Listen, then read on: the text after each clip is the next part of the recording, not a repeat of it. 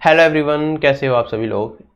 कल SSC CGL tier 3 का result आया था, तो काफ़ी लोगों के अंदर डाउट्स हैं सीपीटी और डीईएसटी को लेके कि इनमें फ़र्क क्या है। क्या एक एस्पिरेंट है जिसका लिस्ट 3 लिस्ट 4 में नाम है, लिस्ट 3 आपकी सीपीटी के लिए है, लिस्ट 4 आपकी डीएसटी के लिए है, क्या उसे 2 बार टीयर 4 देना पड़ेगा। इस तरह के जितने भी डाउट्स हैं, एग्जाम का पैटर्न क्या है, पेपर कैसा आता है, कैसे एग्जाम सेंटर में आपको जाना होता है, किस तरह से चेकिंग होती है, ठीक है, एग्जाम कब हो सकता है सीपीटी और डीएसटी का, सारी चीज़ें मैं इस वीडियो में कवर कर दूंगा। आपके सारे डाउट्स क्लियर हो जाएंगे, इसकी मैं गारंटी लेता हूँ। ठीक है, फिर भी कोई डाउट हो तो कमेंट सेक्शन में कर देना, उसके लिए हम सेपरेट वीडियो में किसी और तरीके से चीज़ों को डिस्कस कर लेंगे।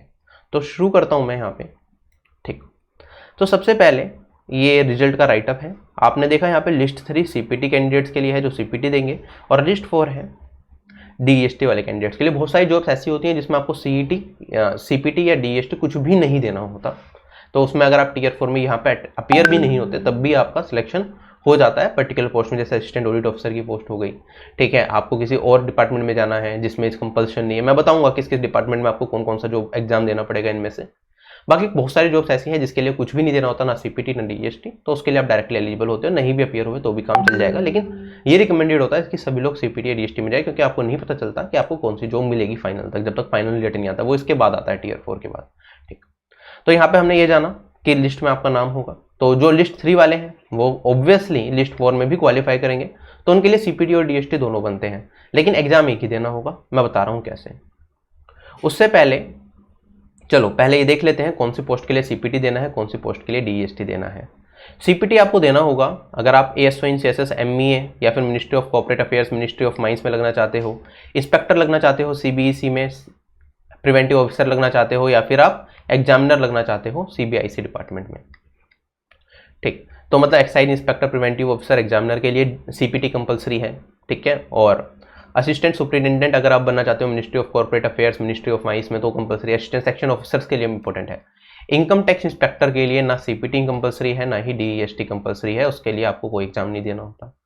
ठीक है, अगर आपको मिनिस्ट्री ऑफ रेलवेज में जाना है, मिनिस्ट्री ऑफ रेलवेज का भी कोई कंपलसरी नहीं है। अगर रेलवे ज्वाइन करना चाहते हो उसमें भी ना सीपीटी देना ना डीएसटी देना। असिस्टेंट ऑडिट ऑफिसर पोस्ट है उसके लिए आपको ना सीपीटी देना ना डीएसटी देना। तो जो जॉब्स लिखी हुई है बस इसके लिए जरूरी होता है, अगर आप क्वालिफाई कर जाते हो तो इन जॉब के लिए एलिजिबल रहोगे। अगर क्वालिफाई नहीं भी कराएं इन पर्टिकुलर पोस्ट में आप, तो क्या होगा, आप जब प्रेफरेंस लिस्ट भरोगे उसके अंदर जो नेक्स्ट जॉब होगी आपको वो मिल जाएगी, तो कोई इतनी बड़ी टेंशन नहीं है। दिक्कत आती है कब, जैसे हमने कहा एक होता है टैक्स असिस्टेंट पोस्ट जिसकी सबसे कम कट ऑफ जाती है सीबीडीटी और सीबीआईसी में, क्योंकि 2400 ग्रेड पे की पोस्ट होती है। इस पोस्ट के लिए आपको क्या करना होगा, इस पोस्ट के लिए आपको डीईएसटी क्वालिफाई करना होगा। ठीक है, डीईएसटी मैंडेटरी है, तो मतलब अगर आपके मार्क्स थोड़े से कम हैं, आप इन जॉब्स के लिए जा रहे हो, तो अगर आपने डीईएसटी क्वालिफाई नहीं करा तो यहाँ पे आपकी सिलेक्शन खत्म हो जाएगा, आप ठीक है आगे नहीं पहुंचोगे। तो जरूरी है कि इसकी भी तैयारी की जाए, जिससे कि हम कोई भी डाउट हमारा यहाँ पे ना रहे। अच्छा, एक बार बता देता हूँ कि एग्जाम कब तक होता है, just give me a moment. जैसे पिछले साल क्या हुआ था 2017 के अंदर, जो आपका टीयर 3 का रिजल्ट आया था वो आया था 9 मई 2019 को, और शायद 12 मई को, 12 या 13 मई को, आई एम नॉट 100% श्योर, आपके मार्क्स आ गए थे 3 से 4 दिन के अंदर। तो ऐसे ही आपका अभी रिजल्ट आया है 31 तारीख को, 3-4 अक्टूबर के आसपास हो सकता है आपकी क्या आ जाए, मार्क्स आ जाए, या हो सकता है थोड़ा डिले हो जाए, 4 अक्टूबर को संडे है, मंडे को भी आ सकते हैं। तो 4 या 5 अक्टूबर में एक्सपेक्टेड है कि आपके मार्क्स आ जाएंगे, आपको पता चल जाएगा आपका स्कोर कितना जा रहा है। ठीक, कट ऑफ आप ऑलरेडी देख ही चुके हो। अभी एसएससी के ऑफिशियल वेबसाइट में नोटिस आया है, डेट्स आ गई हैं CHSL 2018 स्किल टेस्ट की। ठीक है, अब पहली बार क्या हुआ, थोड़ा बदलाव किया गया है। पहले डीवी डॉक्यूमेंट वेरिफिकेशन और स्किल टेस्ट साथ में होता था, मतलब एक दिन डीवी हुआ उससे अगले दिन आपका स्किल टेस्ट हो जाता था। इस बार चेंज कर दिया, कोविड-19 को ध्यान में रखते हुए ऑल ओवर इंडिया एक ही दिन में आपका स्किल टेस्ट कराया जाएगा सभी बच्चों का। पहले होता था 10 से 15 दिन तक आपका डीवी और स्किल टेस्ट चलता था, लेकिन अभी एक दिन में सारा का सारा आपका स्किल टेस्ट कंप्लीट करा दिया जाएगा। तो 26 तारीख को है, तो एक दिन में आपने स्किल टेस्ट दिया, सभी की टेंशन एक दिन के अंदर खत्म। जो किस तरह से लिया जाएगा उसके लिए एसएससी एक डेमो देगा, जिससे सभी एस्पिरेंट्स को कोई भी प्रॉब्लम ना है एग्जाम टाइम में। तो ये भी एक अच्छा स्टेप लिया है एसएससी ने कि डेमो देके बता दिया जाए, वरना हर बार कन्फ्यूजन रहती है चीज़ें कैसे चलेंगी। जो पहली बार कुछ नया होता है तो पता ही नहीं चलता, और फिर एसएससी का रिकॉर्ड ऐसा भी रहा है कि कई बार दिक्कतें भी आ जाती हैं बच्चों को। तो ये एक बहुत अच्छा स्टेप लिया है एसएससी ने अपनी तरफ से कि एक डेमो दे दिया जाए, साथ ही साथ एक दिन में all over India skill test खत्म हो जाएगा। अगर एसएससी सीजीएल की बात करें तो सीजीएल का 2018 का जो आपका स्किल टेस्ट होगा वो दिसंबर में होगा। ठीक है, देखो सीपीटी में 3 मॉड्यूल होते हैं और डीएसटी में सिर्फ 1 मॉड्यूल होता है। डीएसटी में होता है सिर्फ डेटा एंट्री स्किल्स, मतलब टाइपिंग आपकी देखी जाएगी, टाइपिंग क्या होती है बेसिकली, ये वर्ड प्रोसेसिंग मॉड्यूल है सीपीटी का, समझ आया। तो सीपीटी में 3 एग्जाम देने हैं आपको और डीएसटी के लिए सिर्फ 1 एग्जाम देना है। और सीपीटी अगर आप दे रहे हो तो उसमें डीएसटी ऑलरेडी इंक्लूडेड है। तो अगर आप सीपीटी में जा रहे हो, आप लिस्ट 3 में आपका नाम है, सीपीटी क्वालिफाई कर रहे हो, तो डीएसटी अलग से नहीं देना, जो इसका फर्स्ट मॉड्यूल है वही डीएसटी माना जाएगा। ठीक, इसमें करना क्या होगा, 15 मिनट का टाइम दिया जाएगा। 2000 की डिप्रेशन मतलब वर्ड्स होंगे, मैं आपको दिखा दूंगा अभी प्रीवियस ईयर की सीट। 2000 वर्ड्स टाइप करने हैं आपको। वहां पे एक हार्ड कॉपी दे दी जाएगी, एक पेपर दे दी जाएगा सीट, उसमें 2000 की डिप्रेशन होंगे। उसे देख के आपको जमीन पे, इसमें मतलब पेपर पे देख के ऐसे ऐसे टाइप करना होगा। ठीक, ऐसे चलेगा सारा का सारा। मतलब टाइपिंग स्पीड जो होनी चाहिए 27 वर्ड पर मिनट की होनी चाहिए। तो कोई बहुत ज्यादा टाइपिंग स्पीड नहीं है, आप अभी से भी स्टार्ट करोगे 2 महीने में आप आराम से 40 वर्ड पर मिनट तक पहुंच जाओगे। ठीक है, वीडियो सर्च करोगे आप, ठीक है, शुभम जैन लिख के यूट्यूब पे आपको बहुत सारी वीडियो मिल जाएंगी, टाइपिंग कैसे करनी है, फ्री सॉफ्टवेयर कौन कौन से मिले, सब कुछ मैंने आपको ऑलरेडी बता रखा है। ठीक है, तो कोई टेंशन नहीं लेनी, राइट। उसके बाद हमने कहा कि ये टाइपिंग सीखनी है, रोज का 1 घंटा 1.5 घंटा भी दोगे और बिल्कुल टाइपिंग अभी नहीं आती तो भी कर सकते हो 2 महीने के अंदर। ठीक है, 1 घंटा सुबह दे लिया, 1 घंटा शाम दे लिया, काफी है, इतना टाइपिंग हो जाएगी। बाकी एक स्प्रेडशीट होती है, स्प्रेडशीट मतलब एक्सेल, MS एक्सेल। जो वहां पे वर्जन मिला था पिछली बार वो 2007 वर्जन मिला था माइक्रोसॉफ्ट ऑफिस का, और जो लैपटॉप थे आपके वो विंडोज थे, मतलब ठीक है, विंडोज होते हैं ना, एक मैक के लिए ओएस होता है आपका, विंडोज होता है नॉर्मल, तो नॉर्मल विंडोज वाले थे और 2007 वाला वर्जन मिला था, तो उसी पे प्रैक्टिस करके जाना। हो सकता है कुछ लेवल्स में आपको एडवांस वर्जन 2010 2012 वाला भी मिले, लेकिन 2007 वाला, जैसे मैं गया था तो मेरे पास तो लैपटॉप में 2016 वाला वर्जन था, अब तो 2019 वाला है।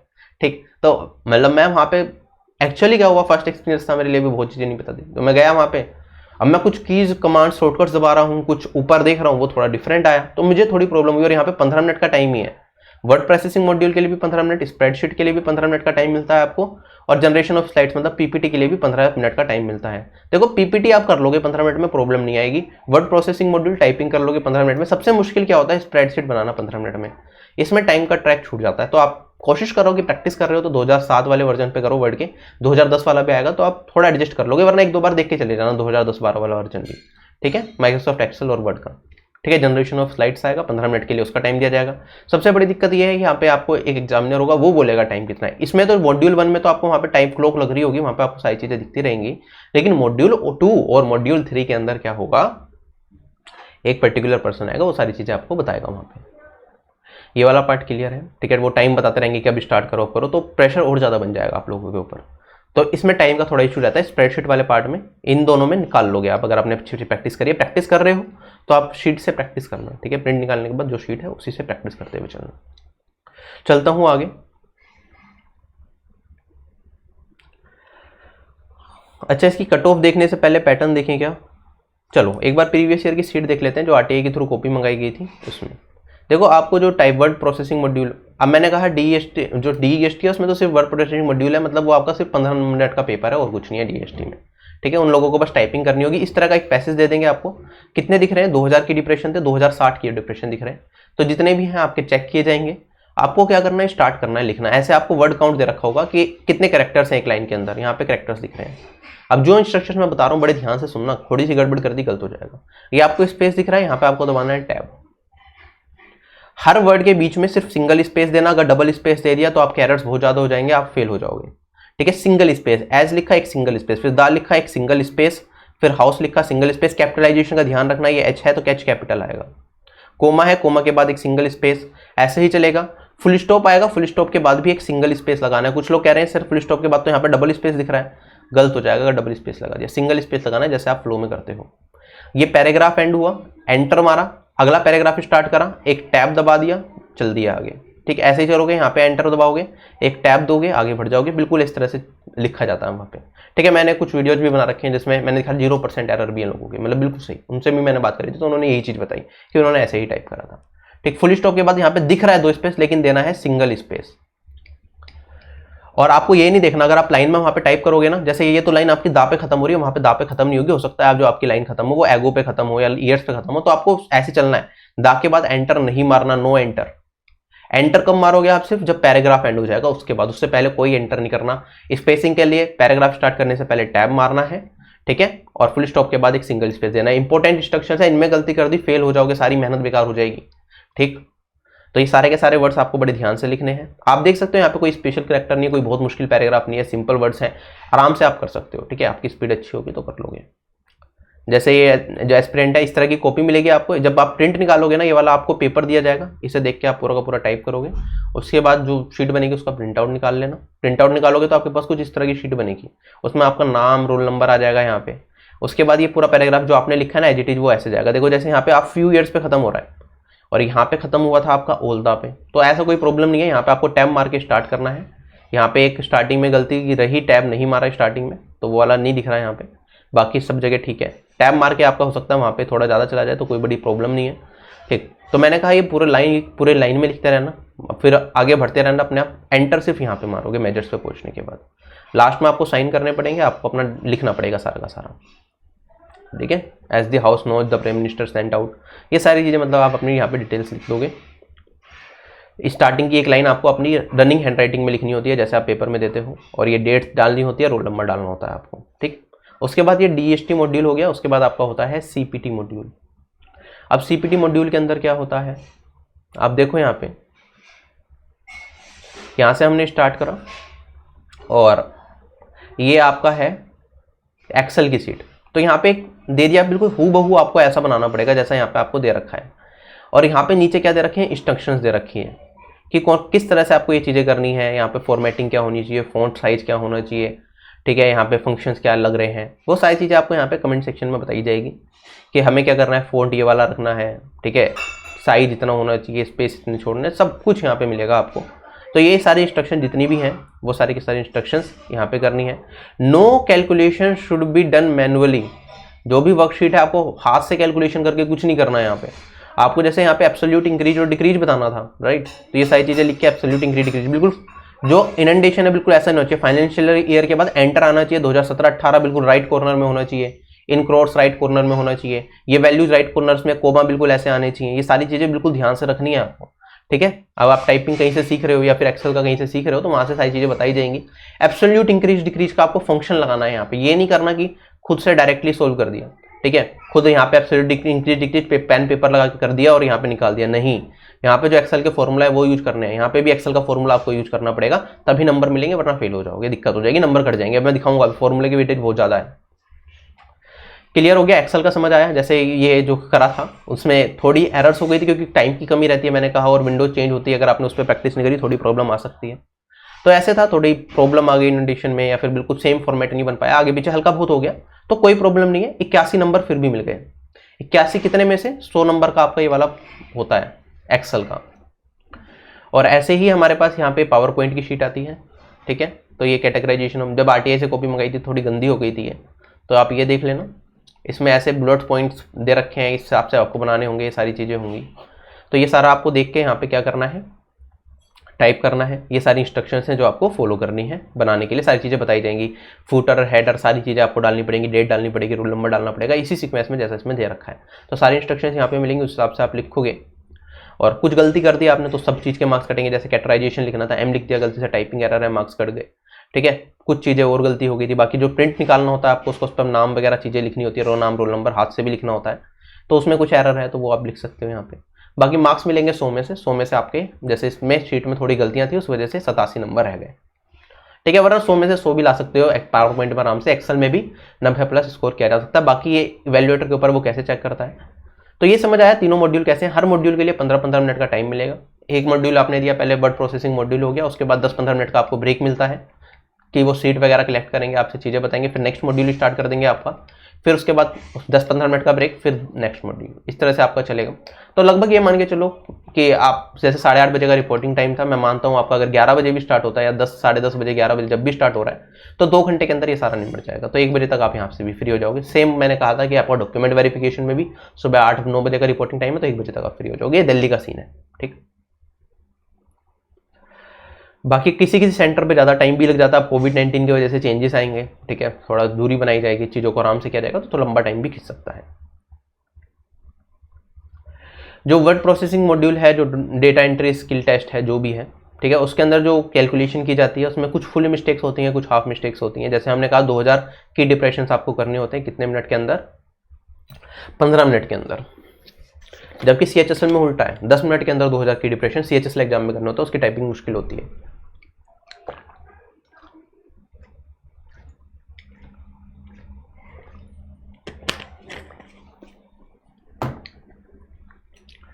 आप यहाँ पे चलोगे, जैसे कोई भी आपने वर्ड मिस कर दिया या फिर गलत वर्ड लिख दिया तो आपका क्या होगा, आपकी फुल मिस्टेक काउंट की जाएगी। जैसे मैंने लिखा he is a good man, right. अब मैंने क्या करा, गलती से यहाँ पे मैं गुड लिखना मैं भूल गया तो फुल मिस्टेक काउंट की जाएगी, ही इज अ मैन लिख दिया। गुड की जगह मैंने लिख दिया बैड मैन, या गुड की जगह मैंने कुछ और लिख दिया, he is a better man, कुछ भी मैंने गलत वर्ड लिख दिया तो एक ओमिशन या एक सब्स्टिट्यूशन माना जाएगा जिसको फुल मिस्टेक की तरह काउंट किया जाएगा, आपके टाइपिंग के एरर कैलकुलेट करते रहें। ठीक है, अगर हम बात करें कोई वर्ड आपने एक्स्ट्रा ऐड कर दिया, जैसे क्वेश्चन में था ही इज अ मैन और फ्लो में आपका मजा आ रहा था लिखने में, आपने लिख दिया he is a good man, ये आपने एक एक्स्ट्रा वर्ड ऐड कर दिया तो ये फुल मिस्टेक मानी जाएगी, आपने वर्ड ही पूरा का पूरा चेंज कर दिया।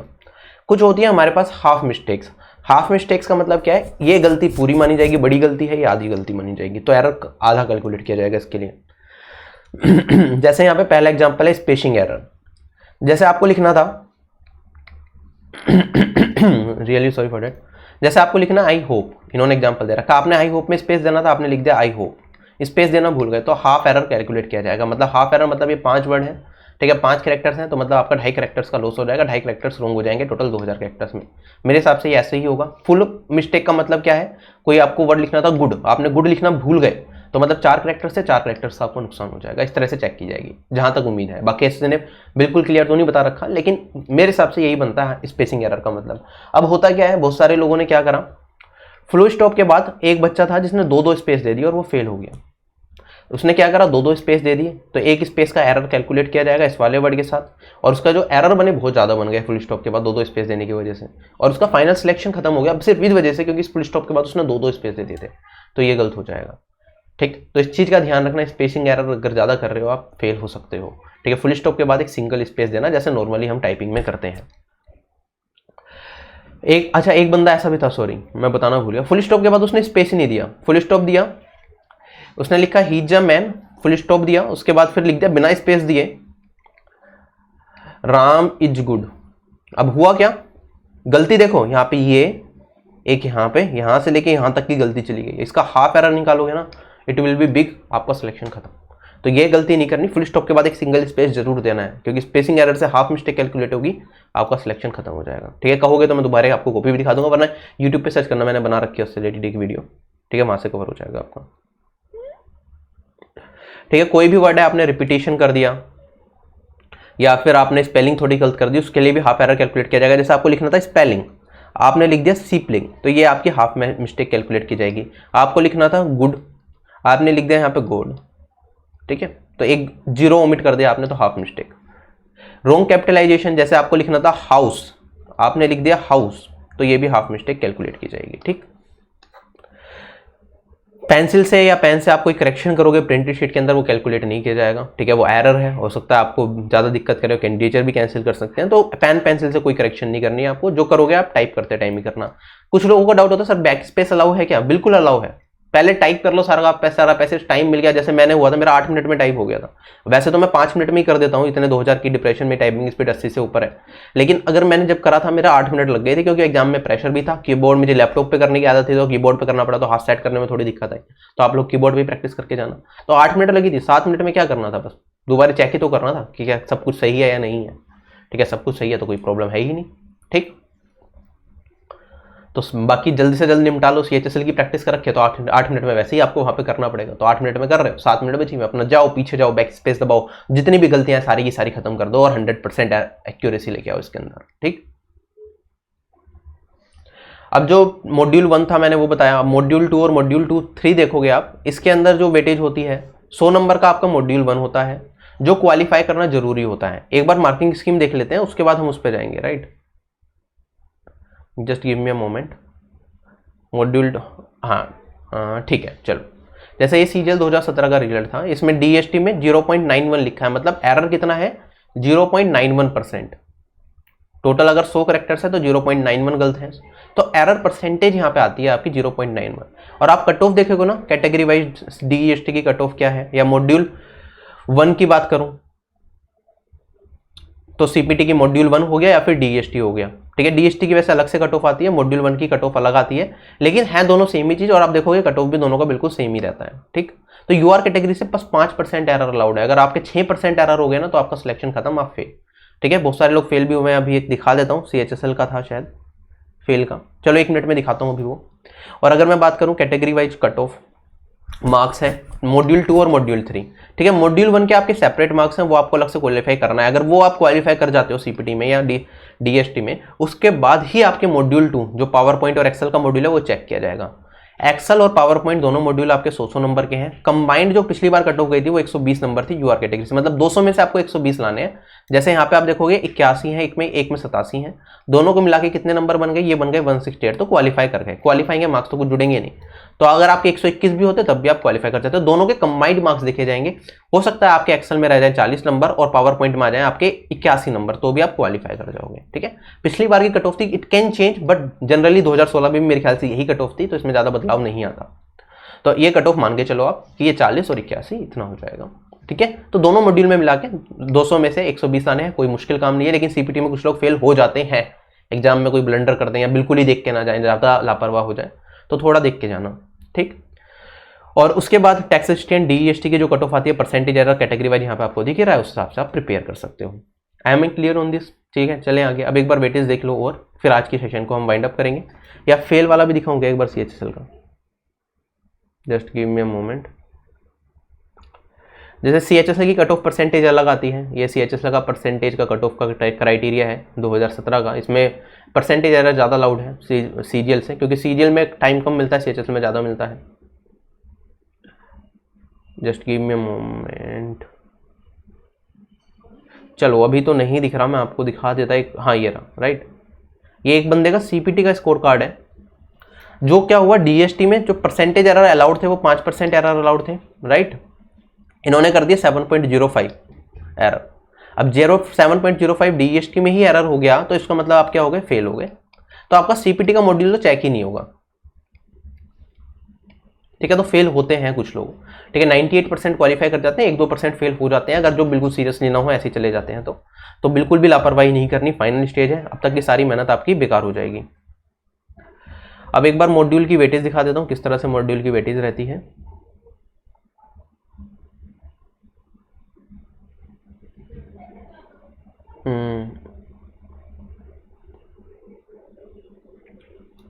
आप यहाँ पे देखोगे इवैल्यूएशन गाइडलाइंस दे रखी हैं कि for test in PowerPoint कैसे इवैल्यूएट किया जाएगा। 100 नंबर का होगा आपका।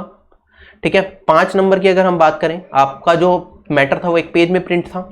अगर आप उसे 2 पेज में गलती से ले जाते हो, आपने कुछ मतलब इसका मतलब एरर किया होगा, आपने फॉन्ट साइज सेम ना रखा होगा या कुछ और करा होगा, तो 5 नंबर कट जाएंगे अगर एक पेज से ज़्यादा चला गया।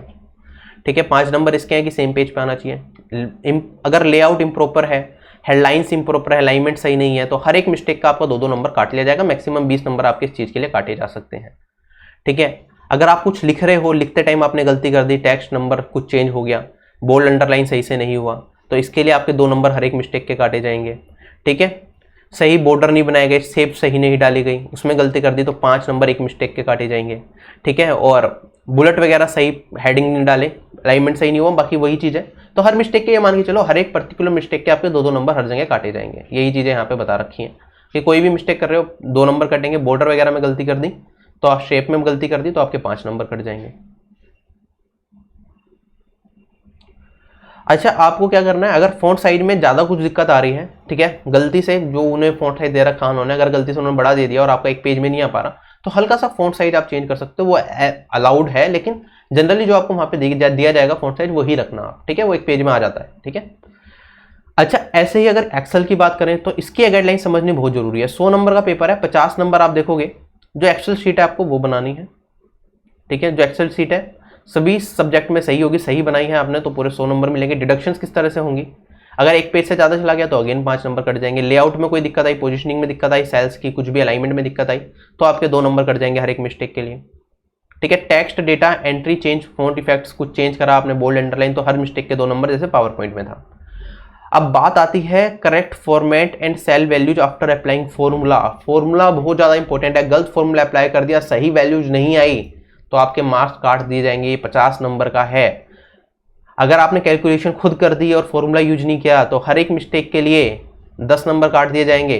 5 वैल्यूज है, 50 नंबर कट जाएंगे, आप फेल होने के चांसेस हो जाओगे। अगर आपने फॉर्मूला लगाया, खुद से मैनुअल कैलकुलेशन कर दी, जो मैंने कहा था बहुत इंपॉर्टेंट है, ठीक है। सेल वैल्यू बिल्कुल सही होनी चाहिए, सही वैल्यू आ जानी चाहिए, ठीक है, तो 5 नंबर मिलेंगे। मान लो आपने फॉर्मूला सही लगाया, उसके बाद कुछ गलतियां आ गई तो 5 नंबर कट जाएंगे, वरना आप सही फॉर्मूला लगाओ, सही वैल्यूज आपके आएंगे तो पूरे नंबर आपको मिलेंगे यहाँ पे। बाकी बहुत ज़्यादा हार्ड मार्किंग नहीं है, मैंने आपको दिखाया था, उसमें गलतियां भी थी, तब भी 168 मार्क्स आ गए थे। लेकिन ऐसा भी हो सकता है कि कुछ लोगों के मार्क्स ज़्यादा कट जाएं, तो इस चीज़ का थोड़ा सा ध्यान रखना। बाकी यही है कि इस एग्जाम की बहुत ज़्यादा टेंशन लेने की जरूरत नहीं है। अगर कंप्यूटर बचपन में पढ़ा रखा है, थोड़ा यूज करने के हैबिचुअल हो कंप्यूटर के, टाइपिंग सीख लेना, वर्ड और एक्सेल बहुत सिंपल आता है, ठीक है, आप कर लोगे, कोई प्रॉब्लम नहीं आएगी। 8-10 दिन भी अगर वर्ड और एक्सेल को दे दोगे, अगर पहले कभी बचपन में कर रखा है तो कोई प्रॉब्लम नहीं है, 8-10 दिन बहुत है, ठीक है। मैं तो बल्कि 2-3 दिन में ही करके गया था, जो बस देखी थी 2-4 वीडियो और चला गया था।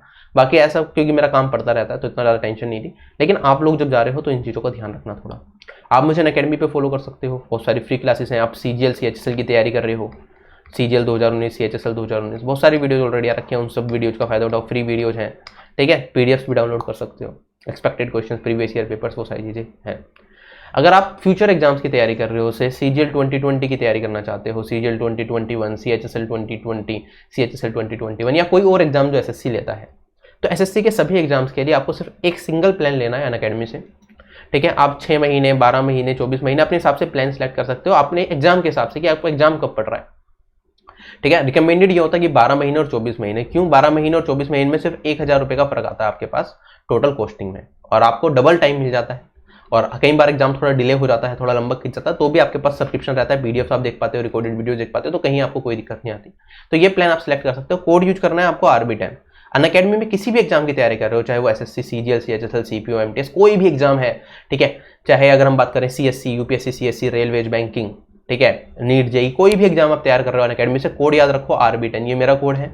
इस कोड को अप्लाई करोगे तो आपको जो भी मैक्सिमम डिस्काउंट अनअकैडमी पे उस टाइम पे चल रहा होगा, वो सारा का सारा डिस्काउंट आपको इसी कोड को अप्लाई करते ही मिल जाएगा, ठीक है। अनअकैडमी ऐप एप्लीकेशन इंस्टॉल करी, उसके बाद SSC एग्जाम सेलेक्ट करा, या जो भी एग्जाम आप देना चाहते हो वो एग्जाम सेलेक्ट करा, गेट सब्सक्रिप्शन पे क्लिक करा, उसके बाद RB10 कोड लगा दिया, ठीक।